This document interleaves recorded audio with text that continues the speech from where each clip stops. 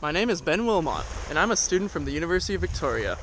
I'm studying muskox skulls that were found right here on the Saanich Peninsula, under the supervision of Victoria Arbour, who is affiliated with the BC Royal Museum.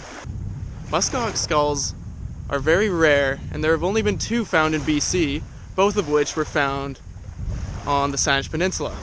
Right now, I'm walking south down Island View Beach. This beach is special because fossils of muskox, woolly mammoth, and bison are often discovered here.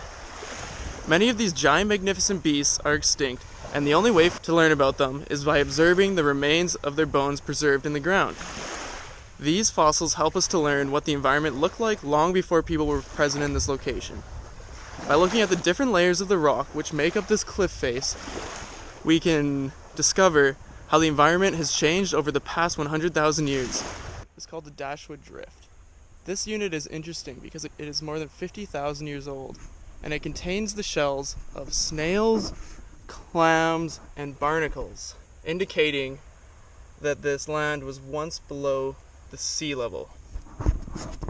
Dashwood Drift is composed of gray, fine-grained silts that were carried into this location by the melting of a massive glacier that once stretched from the northernmost part of Canada all the way across Vancouver Island. This is known as the Wisconsin Glaciation. Is the Cowichan Head Formation. The material which makes up the Cowichan Head Formation is coarser than that of the Dashwood Drift. It is made out of sand and gravel. While much of British Columbia was still covered under the ice of the Wisconsin Glacier, the ice on the southern tip of Vancouver Island was disappearing, marking the beginning of the Olympia non-glaciation interval. Without the weight of the ice, this location rose above sea level, and soon magnificent megafauna would populate these newly formed lands. The next unit is called the Quadra Sands. This is where all of the fossils of Ice Age mammals are preserved. It is characterized by crossbedding and being composed of sand and silt. The Quadra Sands Formation marks the last 5,000 years of the Olympian non-glaciation period, where a wide diversity of plants and animals inhabited these lands.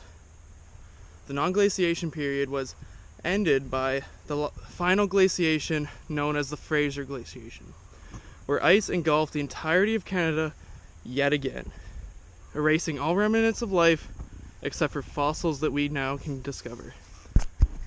The Fraser Glaciation left behind one last layer of rock on top of all the other layers, named the Vashon Till. The Vashon Till is composed of brown, silty diamictin and igneous rocks from both Vancouver Island and the coastal mountains. Thank you for watching my video. I'm happy to say you are now familiar with the last 50,000 years of Vancouver Island's history. This is only a sliver of time on the geological timescale, but is still significant.